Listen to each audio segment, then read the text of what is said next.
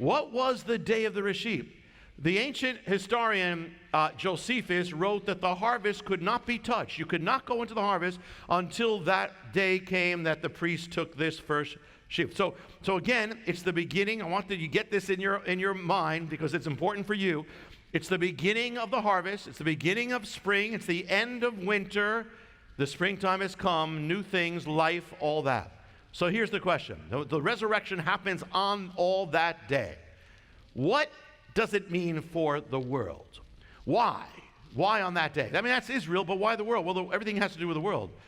Number one, it means that Messiah rose on the day that marks and proclaims the winter is over. What does that mean? The winter, what's the winter? And because we're right in it, right? I mean, we're right in the same kind of period. The winter is over. The winter is the season when you can't see a lot of life around. The winter is the season all around it when it looks dead. Everything looks dead. Much of life goes into hibernation. Life disappears, dormant. The animals are asleep. The Bible speaks of sleep as a symbol of death. Fruit disappears from the trees. The trees look dead for about 6 months. They look dead. There's no leaves. There's no blossoming. There's no fruit. Everything has the appearance of death. And so this whole world is in winter. This is a season that it cannot bear. But the day of the Reshit means it's the day that ends the winter.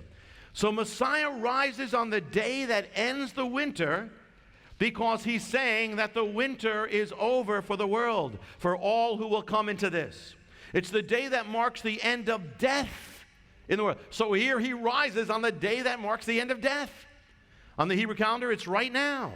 And what do you see around you when you drive around New Jersey or New York? What do you see? You see the first blossoms right now on the trees because it's been dead. It looks dead. But right now, at the same moment, are the first blossoms of new life. And that's what this day is about.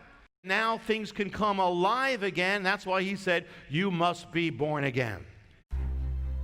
To find out how you can receive more of Jonathan's teachings, to receive special free gifts, or get in touch, go to hopeoftheworld.org or call toll-free 1-800-YESHUA-1. That's hopeoftheworld.org or call 1-800-YESHUA-1. That's 1-800-937-4821. You can also get more at Jonathan Cahn's Facebook page or write us direct at Hope of the World, Box 1111, Lodi, New Jersey 07644, USA.